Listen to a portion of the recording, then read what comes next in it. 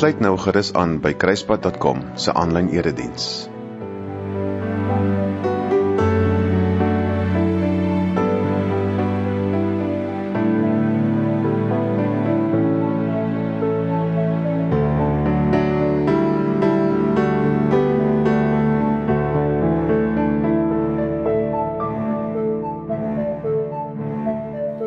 Goeiedag en baie welkom by ons Kruispad 24/7 gemeenskap. Dankie dat jy my toelaat dat ek jou in die naam van die Almagtige Vader kan groet en vir jou sê, hier is genade en vrede vir jou. Hoop daarvan. Ons staan vandag by die voorlaaste saligspreking stil. Gelukkig, genuine geluk begin by 'n wit vlag. Ek dink ons raak so 'n bietjie moeg om elke keer te hoor oor die vorige saligsprekinge. Ons het dit dalk gemis of dalk het jy het vergeet en daarom wil ek jou aanmoedig om by Kruispad 24/7 se YouTube kanaal te gaan kyk. Druk sommer nou hier op die like icon, dan sal jy elke keer herinner word wanneer ons iets daarop laai. Jesus sê met hierdie saligsprekinge dat ons kan genuine gelukkig wees. Ons kan oorloop van vreugde, as ons begin om hierdie saligsprekinge deel te maak van ons, as ons afhanklik is van hom, as ons trane het wat loop, as ons sag is, as ons dors is, as ons skoon najag, as ons regtig omgee. Wanneer verkeerde dinge uit ons lewe uitgewurg word en ons hierdie deel maak van ons lewe, dit met alles in ons najag, en ons manier van lewe sal dan verander soos Jesus. En deel van hierdie pakkie is ware geluk. Dis eintlik voor die hand liggend. Nou vandag sin gaan oor vrede. En ek dink dadelik aan 'n wit vlag en toe gaan my gedagtes terug na Dido se White Flag. Ek weet nie of jy nog die song onthou nie. I know you think that I shouldn't still love you, I'll tell you that. But if I didn't say it, well, I'd still have felt it. Where's the sense in that? I promise I'm not trying to make your life harder. I'll return to where we were. But I will go down with this shit, and I won't put my hands up and surrender. There will be no white flag above my door. I'm in love and always will be. I know I left too much mess and destruction to come back again. I cause nothing but trouble. I understand if you can't talk to me again. And if you live by the rules of it's over, then I'm sure that makes sense. But I will go down with this shit, and I won't put my and surrender. There will be no white flag above my door. I'm in love and always will be. And when we meet, I'm sure we will, all that was there will be there still.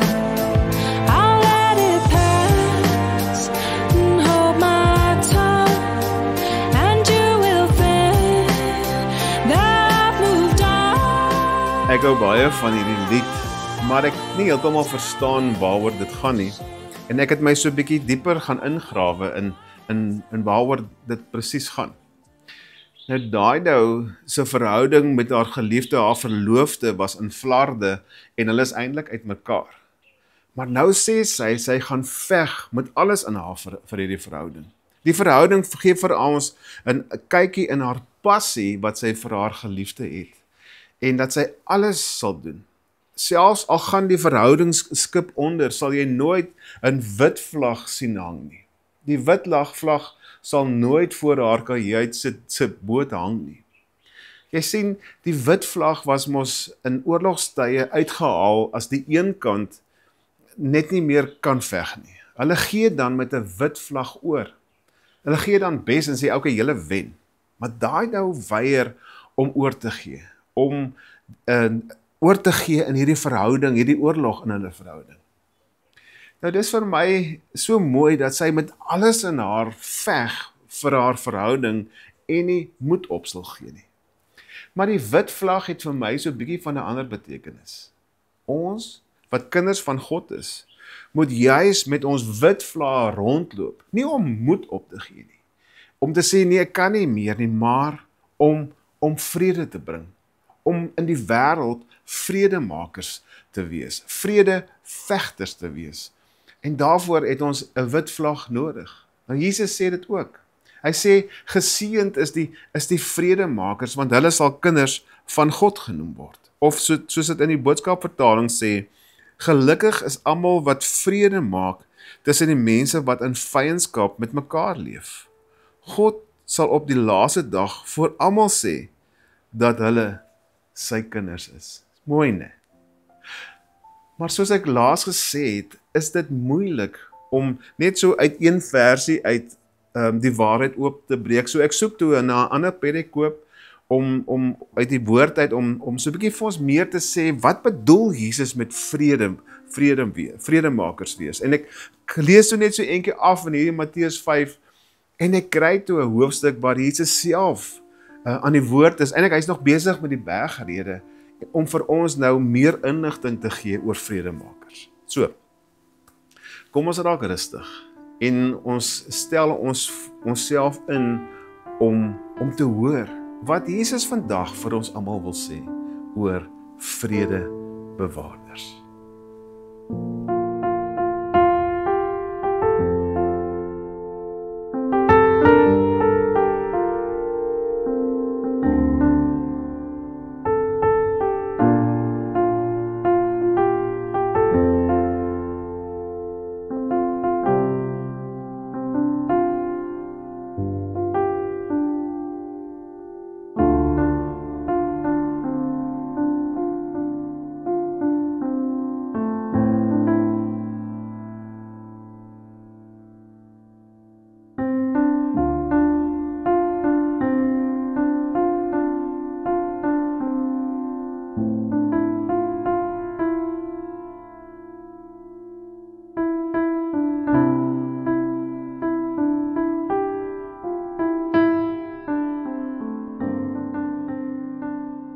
Vader wat in die hemel is, Here, dankie dat U seun gestuur het na die aarde om vrede te bring.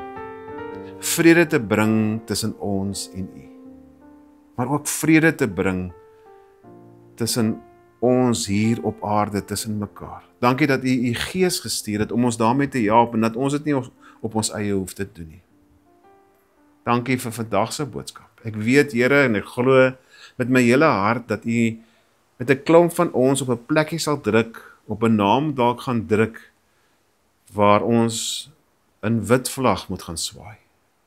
Vader, ek is eerlik, ons is regtig te lig in die broek, te swak om dit self te kan doen, en daarom smeek ons U Gees om ons hand te kom vat en saam met ons te stap. Vra ek, Vader, vergewe die bedienaar van die woord en ons almal se sonde. Amen.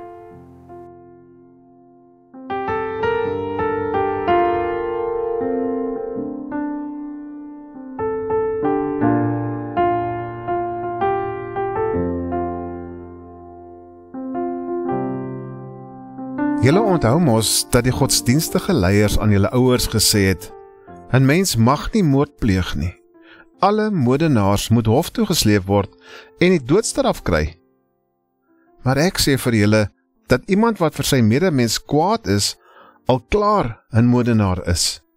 So iemand behoort in die hof aangekla te word. Iemand wat sy medemens uitskel vir 'n gek, moet selfs voor die Hooggeregshof gedaag word.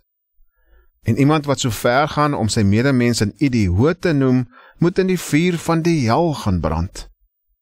Kom ek verduidelik met 'n voorbeeld wat ek bedoel. As jy na die tempel toe gaan om 'n offer aan God te bring, en jy onthou skielik dat 'n vriend of 'n familielid van jou om die een of ander rede vir jou kwaad is, moet jy jou offer net daar laat staan. Gaan dadelik terug en maak reg wat verkeerd is tussen julle. Daarna kan jy terugkom en jou offer aan God bring. Nog 'n voorbeeld. As iemand jou hof toe wil vat, moet jy gou-gou vrede gaan maak.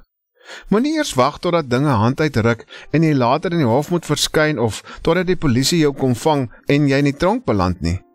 Nee, gaan maak dinge tussen julle betyds reg. Anders moet jy dalk 'n lang tyd in die tronk gaan sit.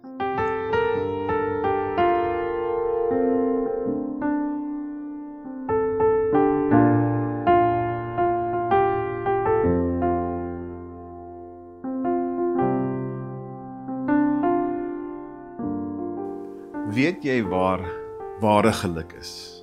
By die vredemakers in die wêreld. By die mense wat vrede bewaar. By die mense wat met wit vlae deur die wêreld stap. En nee, nie moed opgee of oorgee of 'n handdoek ingooi of net tou opgooi nie. Maar die wat nie bang is om met 'n wit vlag tussen koels en kanonskote in te stap en vrede te bewaar nie. Weet jy waar is oorlog? Weet jy waar jaag die duiwel so die grootste skade aan deur oorloë te laat ontstaan? In verhoudings. Verhoudings tussen werkgewer en werknemers, tussen eggenote, tussen man en vrou, tussen ouers en kinders, tussen susters en broers, tussen vennote, tussen vriende en familie. Orals word daar strepe in die grond getrek en word daar wapens opgetel. Nou Jesus begin by die verhoudings. Hy sê in die ou tyd wel eintlik nog steeds, as jy iemand vermoor, dan word jy lewenslang tronk toe gestuur. In sommige lande word jy nog voor 'n vuurpeloton gesit en dan tereggestel. Jesus sien kwaad word vir iemand, dieselfde as moord. Jy vermoor die verhouding wat daar bestaan. Wanneer huweliksmaats vir mekaar kwaad is en daar ontstaan 'n beklei tussen hulle en die woorde vlieg heen en weer dat die spoeg so spat, dan is jy besig om die verhouding tussen mekaar in flarde te skeer en dood te maak. Dis die gevolge, en die gevolge is nie goed nie. Die verhouding lê en bloei, en as jy die bloeiery nie vinnig stop nie, bloei dit dood. Dis moord.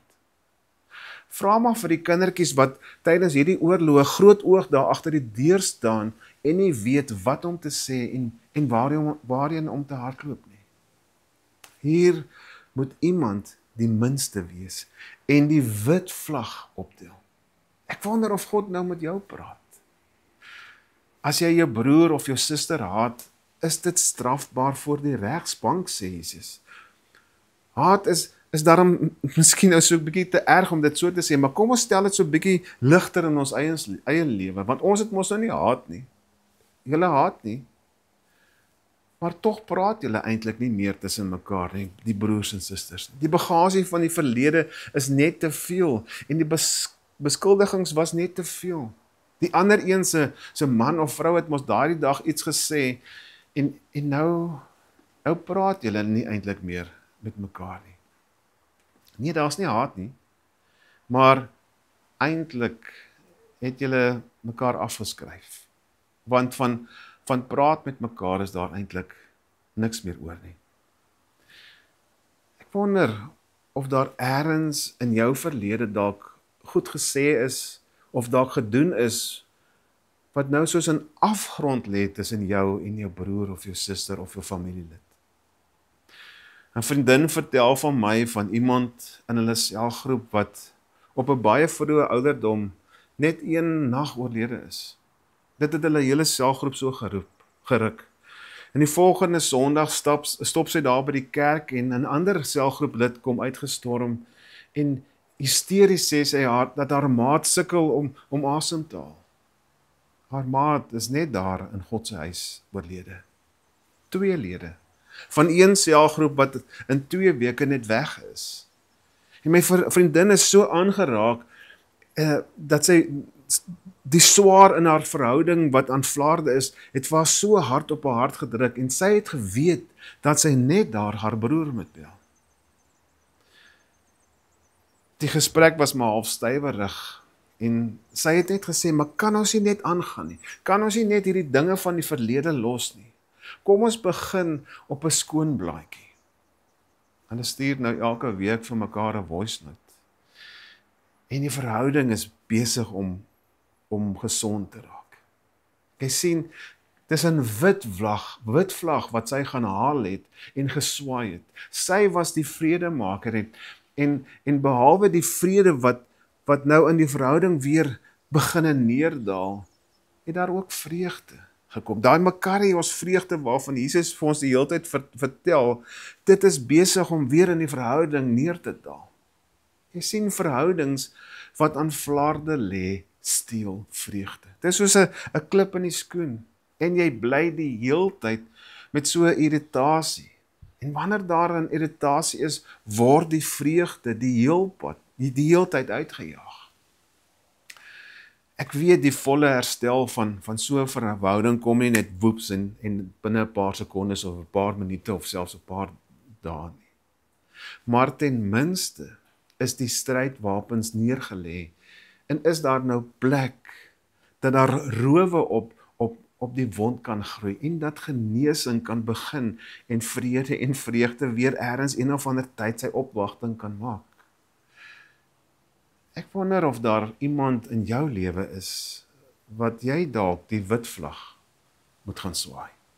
Dalk is dit iets wat jy al lankal hier aan jou torring. Dalk moet jy nou die besluit neem en die wit vlag optel en iets gaan doen.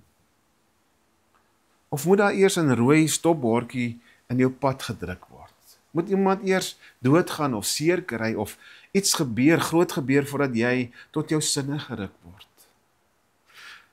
Jesus kom sê dit in soveel woorde. Wees jy die minste. Gaan trek jy die streep deur die verlede, gaan plak jy die pleister op die pyn en laat liefde wen. Maak 'n plan en wees jy die vredemaker wat die wit vlag in die hand het. Nou Jesus is baie ernstig en ek is jammer dat dit vandag nie sulke ligte musiek is nie, maar dalk moet ons dit hoor, want hy sê dat selfs kwaad word is iets, wanneer ons dalk iets toesnou aan iemand of vir iemand neerhalende dinge sê, jou idioot of jou dom ding of jou dwaas, iets afbrekend sê, of iemand veroordeel en ons doen dit mos so maklik, dan is ons besig om iets in daardie persoon dood te maak. Ons het dalk nog nooit met 'n mes in die hand gestaan en iemand gesteek nie. Ons het nog nooit iemand vermoor nie.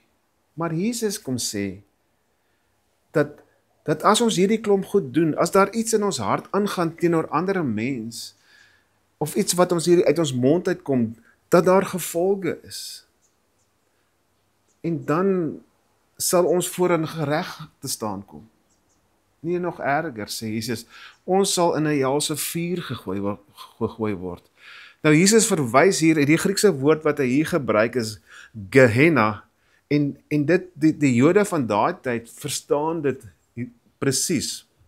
Die vallei van Hinnom was 'n diep kloof in die suide en so die suidweste kant van Jerusalem, en hierdie Gehennon verwys na die vuur waarvan Jesus praat. En aanvanklik was hierdie vallei was 'n vrugbare vallei met 'n stroompie daardeur. Maar later het dit bekend gestaan as 'n plek van groot gruwels. Hier is die afgod Moloch aanbid en verskriklik. Ouers het hulle gewoonlik hulle eerste gebore seun in sy vuurwarm arms geplaas. Dromme het geslaan terwyl hierdie babatjies deur vlamme verswelg word. Nou dit is die vlamme waarvan Jesus hier praat, waarin mense gegooi gaan word, wat hierdie haat, hierdie goed teen ander mense het.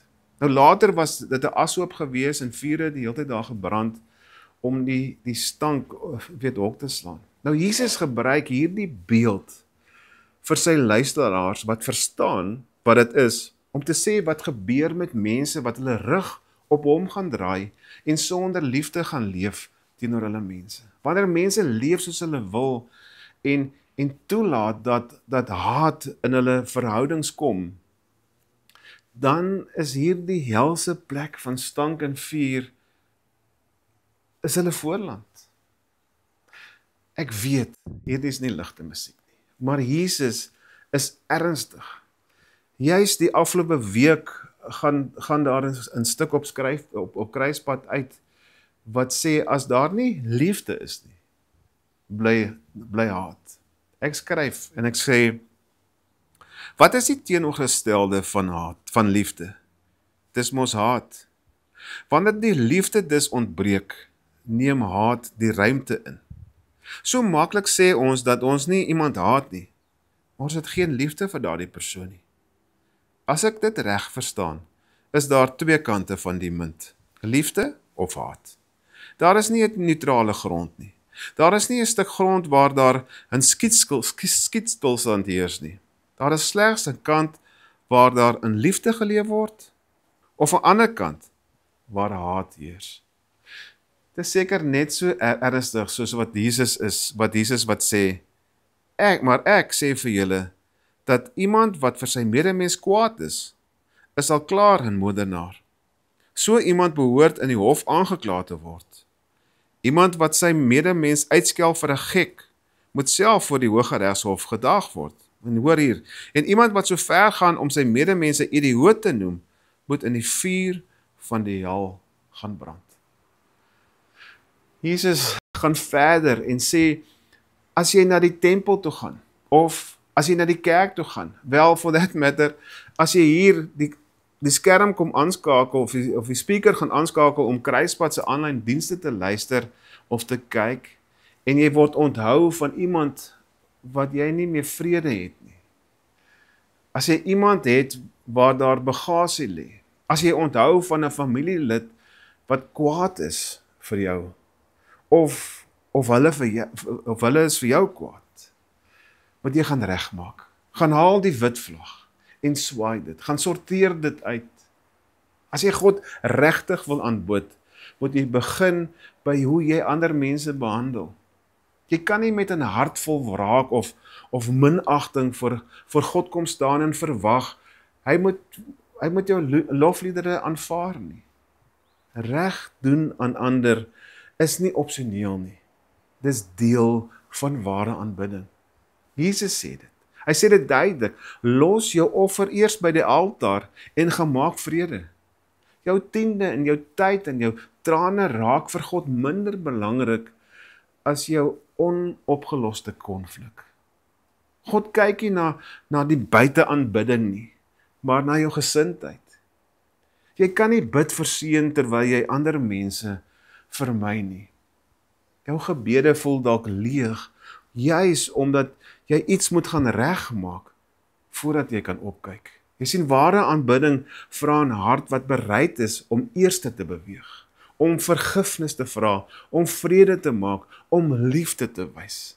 Dit is 'n geestelike daad as jy vir iemand sê, ek is jammer. Dalk wag God nie vir jou sang of jou gebed of jou geld selfs nie, maar vir daardie SMS of daardie WhatsApp boodskap of daardie stap van versoening nie. Ek weet regtig, ek praat reguit hier. Maar dis wat Jesus sê. Ek weet baie van julle is dalk nou ongemaklik, want daar pop hierdie naam op. Jesus vat nogal dit nog 'n stukkie verder, en hy sê, en hy raak prakties, as hy sê, as iemand jou wil dagvaar, moenie wag tot die dinge hand uitruk nie. Gaan maak sommer vinnig vrede met die klem op die vinnig. Hy waarsku teen die gevaar van uitstel.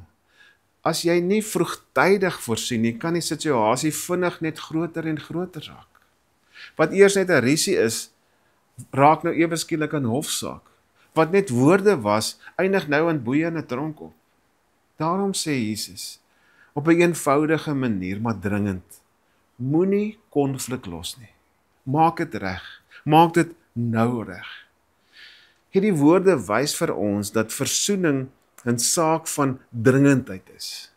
Dis nie iets wat jy kan uitstel tot volgende week of wanneer jy in die by is of so voel nie. As jy weet daar is iemand wat iets teen jou het, of jy het teen hulle, moet jy dit nou doen. Jesus leer dat dit deel is van ons geestelike volwassenheid, om nie net reg te wees nie, maar om vrede te soek. Dit gaan nie oor reg en verkeerd nie, maar dit gaan oor verhoudings wat herstel moet word, voordat dit onherstelbaar beskadig word. Ek sluit af. Geluk word gevind by die vredemakers van die wêreld, by mense wat vrede bewaar en nie opgee nie. Soos Dido sing in haar liedjie White Flag, I won't put my hands up and surrender. So moenie vredemakers wees wat moet opgee nie, of handdoek ingooi nie. Ons is nie bang om 'n wit vlag te vat tussen koels en kanonskote in, en om te stap om die vrede te bewaar nie. Vat jou hart na God. Wys waarvoor jy bang is, wees eerlik, neem die eerste tree, neem tree te vir tree en weet die Heilige Gees sal jou help. En ja, lag en vrede en vreugde lê dalk net om die draai. Het jy ooit gewonder hoe dit sou voel as al die see se water oor jou spoel, en het jy ooit gedink dat dit alles so sou uitdraai, net om aan die einde in trane te saai, want jy kyk na my soos die storm woed, net om in te gee tot sy waters, maar ek ken 'n God wat ons help om te glo, hy verstaan en ken al ons vrae, so wys my jou hart, waarvoor jy bang is en waaroor jy twyfel, en neem nou my hand, vee weg jou trane, vergeet al jou vrese en neem net een tree op 'n slag, en saam sal ons lag oor gister, want genade is net vir vandag genoeg. Te veel keer getwyfel en dit wat jy glo, en steeds bly jy staande, want iemand hou jou bo, net om te sien hoe die sonstrale skyn, en dit wat jou moeg maak, die liefde verdwyn, en jy kyk na my soos die storm woed, net om in te gee tot sy waters, maar jy ken 'n God wat jou help om te glo, hy verstaan en ken al jou vrae, so wys my jou hart, waarvoor jy bang is en waaroor jy twyfel, en neem nou my hand, vee weg jou trane, vergeet nou jou vrese, en neem net een tree op 'n slag, en saam sal ons lag oor gister, want genade is net vir vandag genoeg, want jy kyk na my soos die storm woed, net om in te gee tot sy waters, maar jy ken 'n God wat jou help om te glo, hy verstaan en ken al jou vrae, so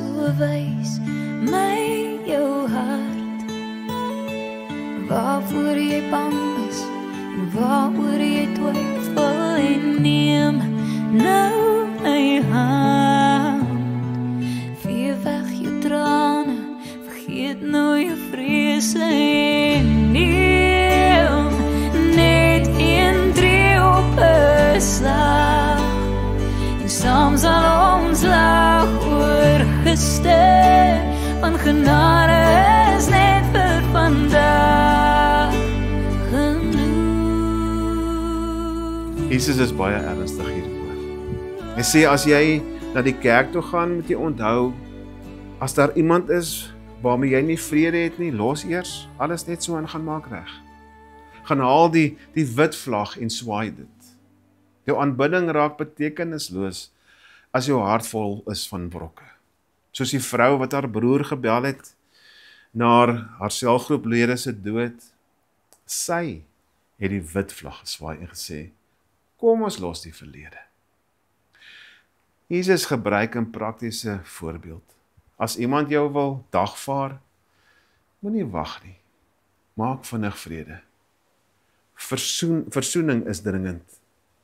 Dit gaan nie oor reg en verkeerd nie, maar oor verhoudings wat herstel moet word, voordat dit onherstelbaar beskadig is. Soos Dido se vasberadenheid om nie op te gee nie, moet ons ook volhard met liefde. Nie teen die persoon veg nie, maar veg vir die verhouding. Mag die genade van God en die liefde van Jesus en met die krag van die Heilige Gees, mag jy oral die wit vlag rondswaai vir vrede. Amen. So wys my jou hart, waarvoor jy bang is en waaroor jy twyfel, en neem nou my hand. Vee weg jou trane, vergeet nou jou vrese en neem net een tree op 'n slag. En saam sal ons lag oorgestel, want genade